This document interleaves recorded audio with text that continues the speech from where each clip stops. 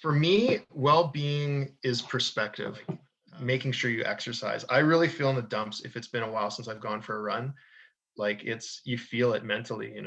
Do you put a lot of value on sleep? I didn't used to, but I do now. I think once you hit that 35, 40, 45 wall, you start to go, yeah, I need sleep. And like nothing happens well unless I get that. I mean, I've been an entrepreneur probably right out of high school. I had a label for 7 or 8 years. I was putting out local bands there for a while. And that's what really kind of got me going and where I was starting to connect with people. Welcome to the Collaborative Resource Hub by Wellness Provisions. We're bridging the gap between mental health, wellness, and rock and roll.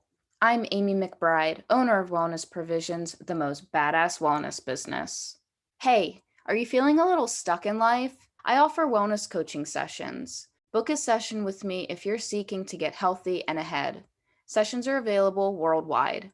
And check this out. Wellness Provisions supplies rock and rollers with high-quality supplements. We've simplified your shopping experience and given you a trustworthy place to go where you can essentially shop blindfolded. And did you know all our Collaborative Resource Hub interviews air on YouTube as well as all major podcast platforms? Subscribe to stay in the loop. Go immerse yourself in the full Collaborative Resource Hub experience over on our website. You'll have access to helpful resources that will inspire and educate you. So let's inspire each other. If that guy did it, so can you. Last but not least, my legal disclaimer. Nothing in this interview or the Collaborative Resource Hub substitutes medical advice. Please connect with your GP if you need medical guidance. Steve from Belvedere, how are you? Good. How are you, Amy? I'm doing very well, thank you.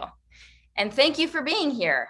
No problem. It's cold outside. Well, actually, it's pretty warm this week. It's normally very cold, so I would say I normally don't have anything else to do, or at least I can't go outside. But yeah, right now is good. Yeah, but yeah, Awesome. Thank you for having me.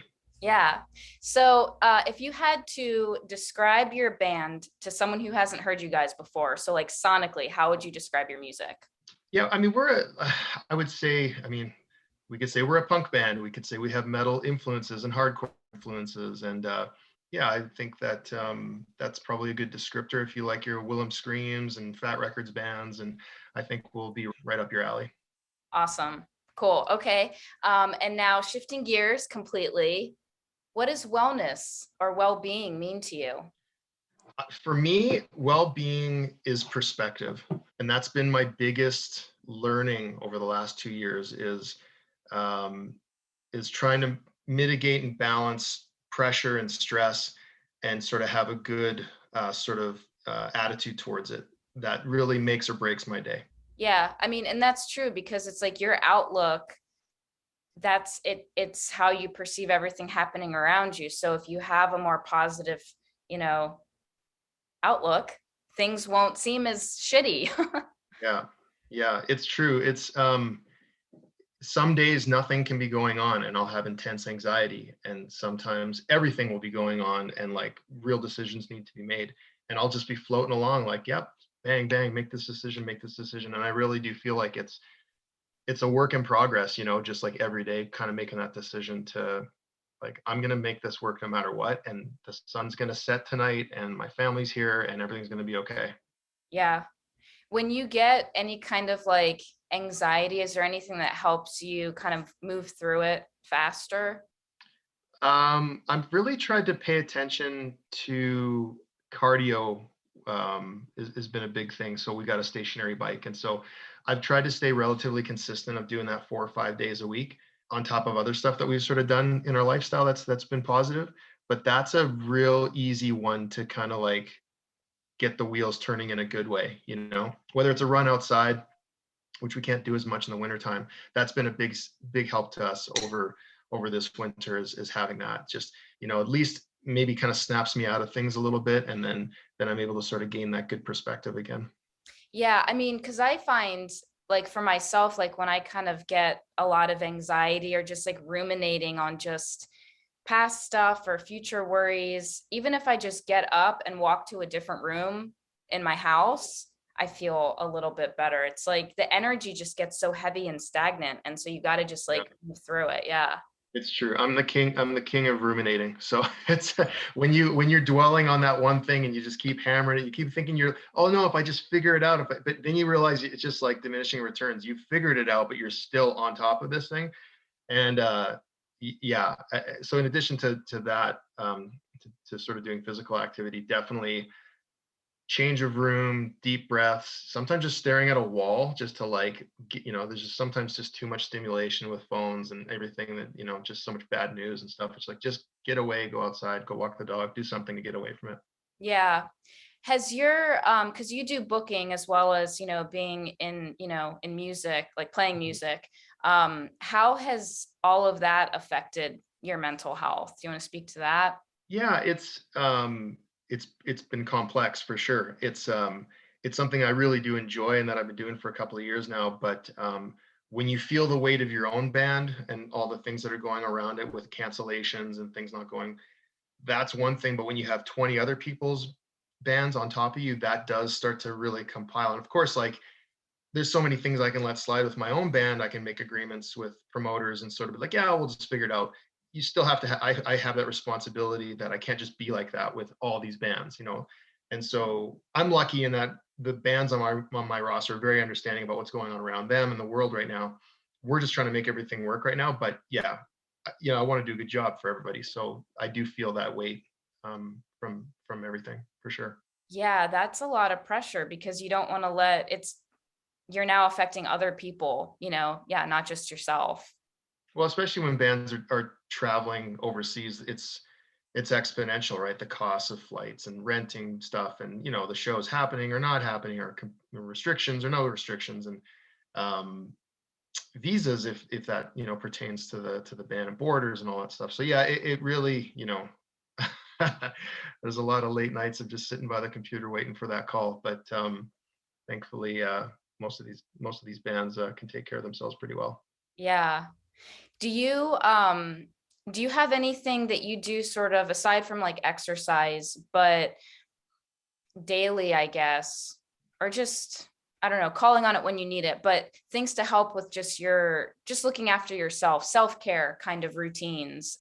I don't, and outside of what I just kind of discussed, it's yeah, I definitely take time for myself, but I don't know if it's dedicated time. You know what I mean? Like, it's one thing to just go watch a show and say, "Oh, I'm relaxing," but is that really real? If you're not conscious about it, it's like even exercising, right? It's like if you sit on your phone while you're biking, are you really doing like as much as you could be doing, or should you be more focused on it? So I do need to do that more for sure.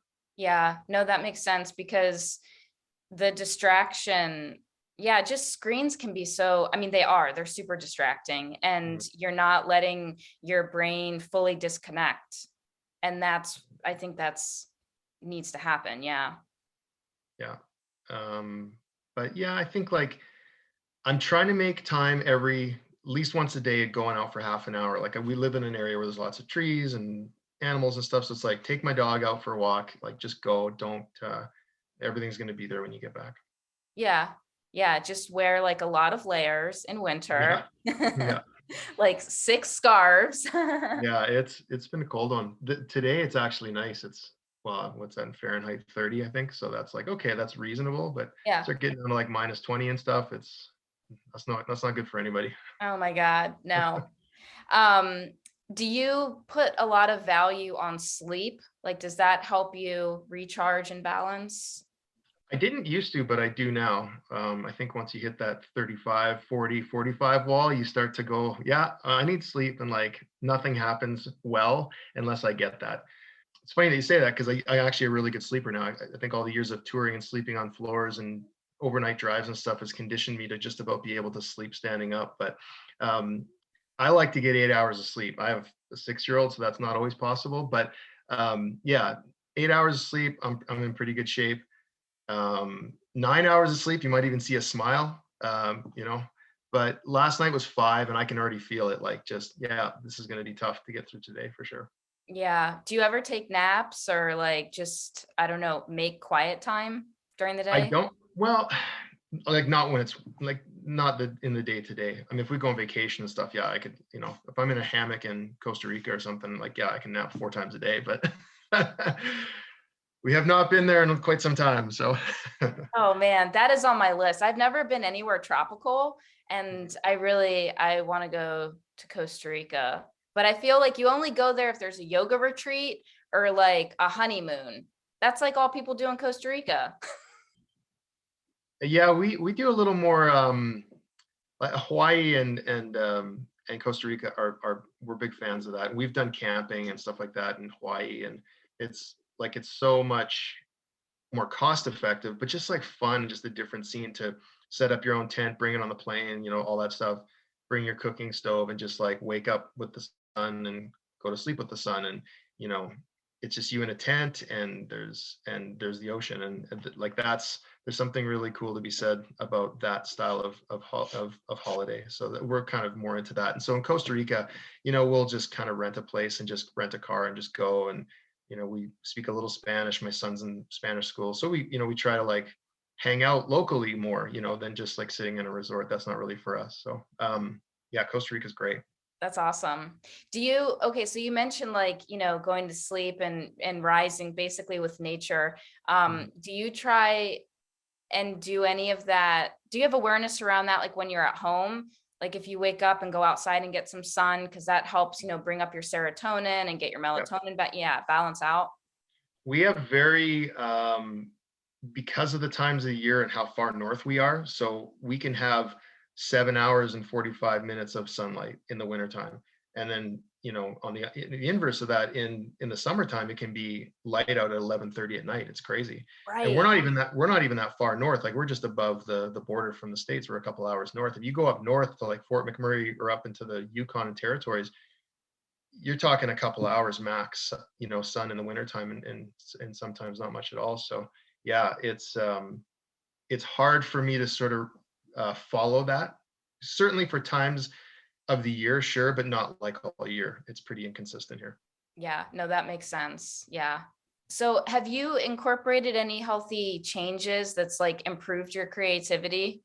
Yeah, I mean, I'm lucky that I play in a band with guys that are really, everybody really works off each other a lot. It's a real positive atmosphere, and that's been really great. Things I've implemented, I mean, we changed our diet 6 years ago. We went veggie and then vegan, and that's working out really good for us. I had some sort of blood related issues, cholesterol and stuff like that, where that really got fixed very quickly from that. So that's actually helped me quite a bit.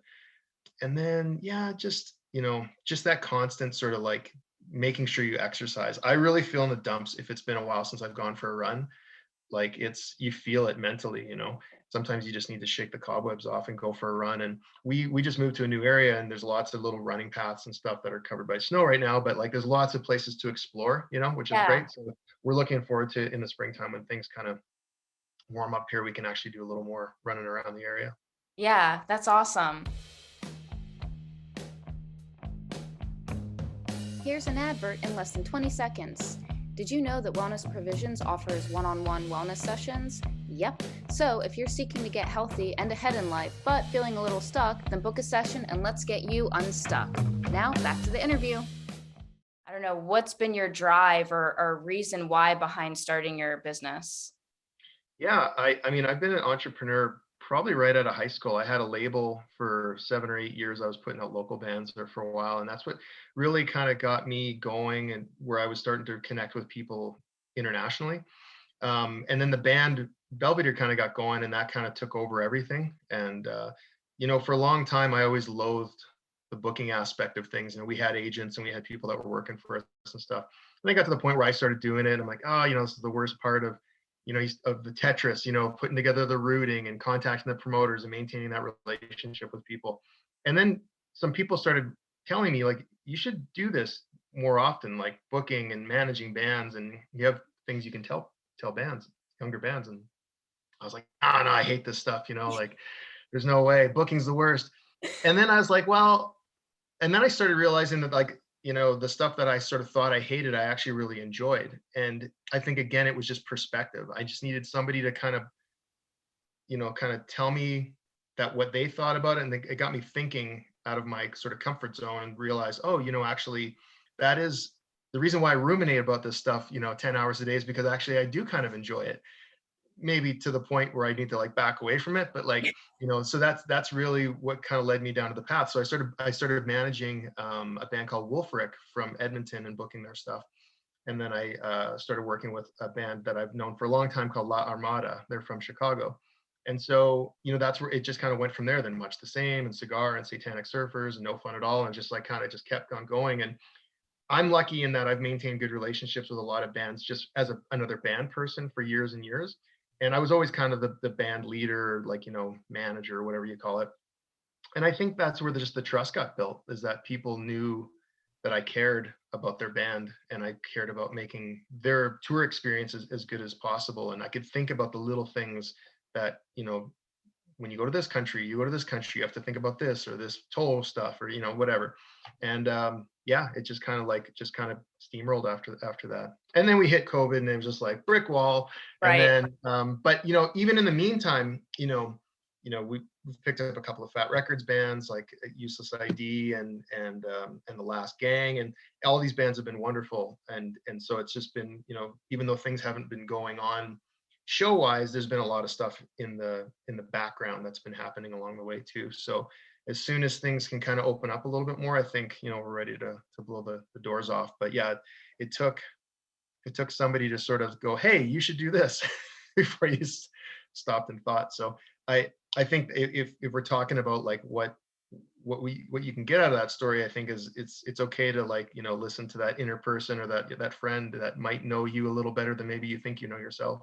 Yeah, it's true because like I do wellness coaching, and I never planned on ever offering that like as a service. I've helped friends with it, and I've worked in the wellness industry for like 20 years. I've worked in the aisles helping customers, but I started just getting feedback from other people like you should like put a bow on this, like package this. And I was Mhm. like, huh, maybe. So yeah, Yeah, sometimes it helps kind of like make you aware. You need that, yeah, just that outside feedback sometimes. yeah, totally. Um, how how do you process setbacks or challenges? Like do you throw your phone against the wall, or do you just take a deep breath, or are you very solution oriented and just get down to it and figure it out?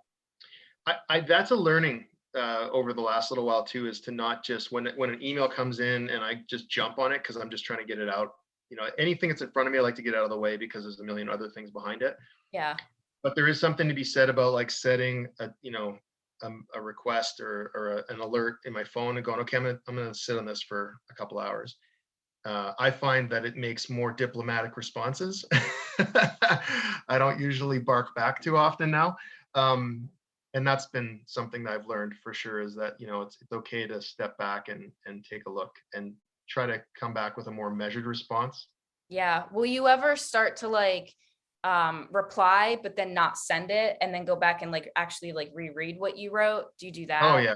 I do that all the time with my tweets and everything else. Like, well, fuck you. Hold on. Yeah, yeah, you got to take space. Like you have to have time before you respond. Between like reaction and response, there needs to be. I need that because Yeah. I can have a No, for short sure. fuse. And the Yeah. internet's forever, and I've learned that. So it's I watch what I throw out there. Yeah. Um, so with the booking and getting these bands, working with these bands, what are some of the things you really enjoy like providing for them, or even if it's like making them aware of that they weren't even aware of before? Yeah, I mean, the best is when the tour is done and we sit down and just kind of have a brief chat about how things go, what opportunities we could do, what cities were great, which maybe we'll leave for a while. We have all those conversations because I want that feedback for other tours that I'm doing. I want to know who the good promoters are, and if they're good, why are they great? And um, yeah, I always find that like that's to me the most exciting and rewarding thing is when you can sit down and go, okay, this is how everything went, whether it's on a spreadsheet or whether it's just like the vibe they got, they're just so happy because it was their best tour or whatever. Um, that's the best. Yeah, that's cool. Have you ever had bands that were like resistant to wanting to provide feedback? They're just like, nah, it's fine, whatever. I don't usually let that happen. Like it, I'm a okay, and then what? And why? And why is that? And oh really? And why is that? So yeah, usually good or bad, I usually get some things out of them. And if it's just good, it's great. Keep doing what you're doing. Sure, I'll take that too. But I generally like to at least know, the good, what was good, what was bad, and what could be better. Yeah. What's some feedback that really like you're like, wow, and it really created, you know, turning a leaf or whatever, whether it's like you or just how, you've had to interact with like other promoters or whoever. One of the things has been the advanced sheets are much more elaborate in Europe. So when I say it's advanced, I'm talking about, sending out the documents to the promoters, and it's like, all right, everything from size of stage to where the parking is, to it's not just address and show up at this time. It's like, how does this look? I want things decided in advance, not, the band starts at 8:30, but they actually started at 9:30. Like, no, no, no. Like these are things that, of course, everyone's always flexible, and yeah, sure, like things happen, you want to let people through the door before a band starts, sure, I get that. But as long as everything's down on paper, I find that like everybody's stress level is low, and that's from the band, the promoter, everybody is like, once everything's done in advance. I find that in Europe, traditionally, they've always been a lot more organized with that, where in North America we're a little more like, here's the address, here's the time, show up, you Hmm. know and so when I send out these advance sheets with these requests of like 20 questions, I sometimes get pushback. But at the same time, usually it's done in a good way. We have a good conversation as to why this is necessary, and we usually sort of get there. And still, sometimes it's just like, promoters doing 50 shows this month. Here's your set time. Show up then. Don't talk to me ever again. But and that's fine too. So you have to sort of. But I do find that as I do that more and more in North America, most people are on board with it. And once we sort of get the expectations put down on paper, everyone's chill. Yeah, yeah, and that's true. And if you're working like with typically the same venues, then they know to expect that from you, and you Yeah. have that information. And sometimes it's like, you don't need to know how far the laundry is from the venue, like sometimes people can figure that stuff out for themselves, but so it's not always a one size fits all, so maybe for a band that, plays in front of 2,000 people, you need to have that stuff down because you need to know about parking and loading docks and all that stuff. If you're going to play a 50-person club, just show up, so, Yeah, yeah. um, but and sometimes you get the sheets back and only a third of it's filled. Okay, great. Or if I've done 20 shows with a promoter, I generally don't even bother because I already know what the lineup, what the scene looks like, and I just fill it in. So Yeah.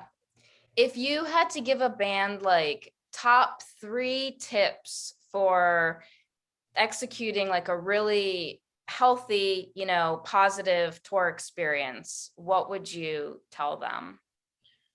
well, I always tell them rule one is be nice. And that sounds easy to say, but I've seen it where bands aren't so nice, and they may never hear about it, but I sure hear about it. And To each you know, other or to outside? I hear about it from promoters. Sometimes you see stuff on chats. They were this, they were that, and it's just a bummer. You don't want to see that because bands work so hard to go out there and do all this stuff. You don't want to see that kind of stuff because just like anything else, like when you go to a store and a happy customer will tell one person, but a dissatisfied customer will tell 12 people, and you can't like spend your whole life worrying about that stuff. But at the same time, when young bands start out, that's one of the things I tell them is you gotta be nice to everybody because you never know, and it's hard because you're not always nice all the time, right? Not every day is the same. You have stuff that happens to you, but sometimes you got it when you treat it like a serious thing. You get in that venue, you chat with fans, you do all that stuff, and then maybe you're grumpy when you go back to your band or something like that. But like for that 3 or 4 hours, like this is why you're out here, right? And I find that the bands that remember that are usually the ones that are still here 25 years later because, you know, people invest in their bands. It's not just we're all punk bands here. Nobody's doing MTV hit singles here, right? So we're building, fans that invest their time and money into you and sometimes stick with you for decades. Hmm. And you sleep on their floors, you stay at their houses, you eat their food. It's like they show up, they bring their kids 20 years later. Like it's, you know what I mean? Like that's not something that can happen overnight, but I think like you ride a positive wave, and if you just keep riding it, the wave will continue to roll. Yeah. So be nice. What are two other things? Um, Listen to when people are giving feedback. And whether that's musically or business wise, I think it's always good to at least listen to what people have to say.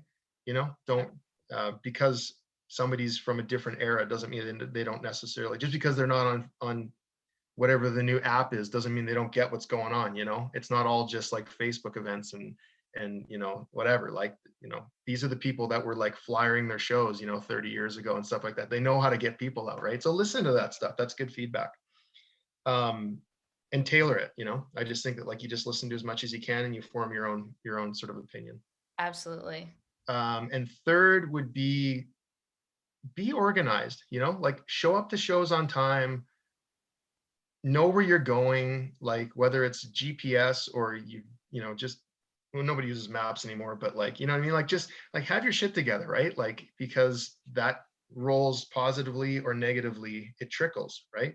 So if promoters know you're the person that you're the people that show up on time, that respect gets thrown back to you too. All of a sudden, yeah, like, you're so much more agreeable. But if you show up 10 minutes before your set time, everyone's already on edge, right? Mm-hmm. Yeah, that's true. That's a very good point. Those are good tips. I like those. Thanks. And those are good Thanks. just for general life application too, you know? Yeah. Well, I've been the band that shows up 10 minutes before, so not frequently, but it's happening. Yeah. Yeah, like I'm sure you were that band like forever ago though, right? Because you've Yeah. learned. Well, like in the 90s, we partied a lot, right? And so it got to the point where we weren't playing that good, and you start to realize that, like, what are you doing out here? You're leaving all your family and friends and your life and making nothing to go out here and do it. If you're not going to play well for people, it's like, oh, we're only selling a CD or two a show. It's like, well, that's why. Like, we could be so much better. And then once we made that decision, we got better. Yeah. Were all the band members on board like when you guys kind of like went through that realization? Yeah, totally. That's awesome. That's Yeah. cool. Yeah. Um, do you have a favorite quote? So as I talked to you a little bit before, I'm not a huge quote person, but I always like, there's always Bad Religion lyrics that stick out to me. And I think this is like this kind of alludes to the perspective we were talking about. And yeah, it was a Bad Religion lyric from Delirium of Disorder. And it says, I am just an atom in an ectoplasmic sea without direction or a reason to exist. And it always like makes me think, okay, well, that's very wordy, but also like, you're just a small little piece of the pie here. And I sort of translate it to the things that are in front of me are serious, but it's not like, we're just booking bands here. We're just having fun and trying to make the best out of it here. It's so I try to use those sort of idea that, we are a small little cog in a big pond, and it's okay to not get too wrapped up about things. Yeah, that's it's true. Because when I used to work at like groceries and stuff like Whole Foods and whatever, we would be out of stock of something and it would, a customer would just like lose their mind and or whatever kind of silly stuff. But it was always the same phrase everyone would throw around at each other. It's just a grocery store. It's just a grocery store, like Totally. life goes on. And that's true. Like if you can, especially like with the music stuff, just remember why you're so passionate about it, and that it's because it's something that you love. Yeah, for sure. Yeah. Have you like influenced other people with your positive perspective? I think so. I mean, I think that, like, the band is known to be, pretty positive and somewhat fun to hang out with. I like to think so anyways. Um, yeah, I think so. I hope so. Yeah. Somewhat fun. Yeah, yeah. I've read good things. Yeah. Okay. So the tagline for my business is delay dying. So I like to ask people if you could give someone advice on how to delay dying, or in other words, live happier and healthier, what would you say? I think travel, which is kind of a funny thing to say in the last 2 years, but that has always calmed my soul. And whether it's sitting on beach or getting to the beach, there's a certain amount of sort of Zen state that I get into when I travel. You just and it's a different level of that, whether I'm with my family or with the band. But there is always, I do love the adventure of getting there and then being there. So yeah, I if you can do it, I say do it. Yeah. It's a big beautiful world. Yeah. When you're traveling like with your family, so like not work related, do you ever have trouble relaxing into, the time off, or does it come easily?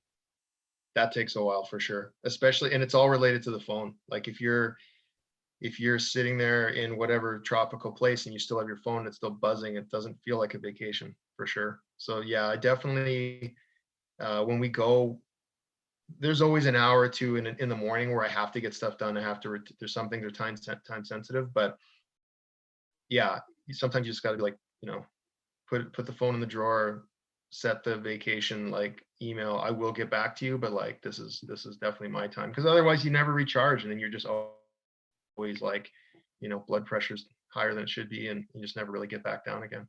Yeah, that's it. Do you ever meditate or do anything like, or I conscious? go in phases. Okay. Yeah. Just like really chill, like, lean up against the wall, usually on the floor, close your eyes, imagine a rope, follow the rope. Try not to have, because it's like there's always stuff coming in, right? There's always like music or songs, and it's really hard to just like tune that out and have complete solitude. I've always found the rope, if you follow that rope and just pretend like you're just kind of like following along with this thing, that's the only way I can actually be completely void of thought for 5 minutes or 10 minutes.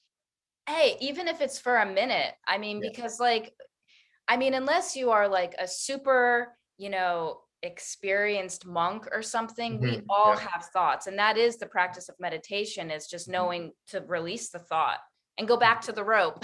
Yeah, that's right. Um, I've never heard the rope one. I like that. I'm like picturing that in my head. I'm gonna try that next time when I meditate. Yeah, it's kind of a neat little thing. I read it in a meditation book. I had one that was like a meditation every 30 days. And that one always stuck with me, because you can feel the sensation of like just floating, but then just like slowly following along this rope, and then like there's no peripheral anything. It's just this rope, and you follow it along, and sometimes you do stray off and you hear music or you other things pop in, but as long as you sort of follow along, it's really easy to just dumb it down to that. Yeah. Have you ever, like if your mind has started wandering, do you ever come back to like your breath or anything like that? Yeah. Yeah, sometimes I'm really conscious of that too. That's a good one for sure. Yeah. That's usually what gets the meditation started. Then I can actually focus on, what I was talking about before. But usually the deep breaths beforehand and concentrating and listening to that, that's a good way to cleanse the palate for sure. That's a good way to put it too. Yeah. If you are ever like stressed, like sitting at the computer stressed out or in traffic or something, is taking a moment to consciously breathe, even if it's like one deep breath. Do you employ that ever? That's the only, when I have like bad anxiety, that's the one thing that'll actually like start turning it around. Otherwise, it just keeps ramping up and ramping up. Sometimes you just need to take that first breath. Yeah. Yeah. Yeah, because it's true. I mean, I think they say like six breaths is Mhm. sort of like the magic number, but it starts to infiltrate your parasympathetic nervous system so that your body can start to relax. Like it makes like an actual like shift in your, Yeah. in your body when you do that breathing. Mhm. Totally. Yeah. Do you guys have anything cool coming up or coming out that you'd like to share on for this spring or summer? Well, we put out our sixth record in May. It's Uh-huh. called Hindsight is the Sixth Sense. You can find that all over the place. And we have a Europe tour. We have 3 Europe tours this year and a Canadian tour, and then some other stuff afterwards. We'll see how first one goes here in March, if we can actually make that one happen. And then there's 2 more in the summer, a bunch of festivals with some really great festivals and other bands that we're touring with. So yeah, and we are meant to go back to the States it's been over 15 years, I think, since we've been down there. So Oh we're my gosh. 2020, 2023, we're definitely due for a US tour. Awesome. Well, far out. Um, Thank you so much for making time and being here. And it's been cool for me, selfishly, just kind of hearing about like the booking side of things and just sort of that like the business mind. Um, and yeah, applause for your perspective and having a positive outlook. I love that for you. Thank you. Thanks for having me. You're doing great stuff here too. Appreciate it. Awesome. Thank you.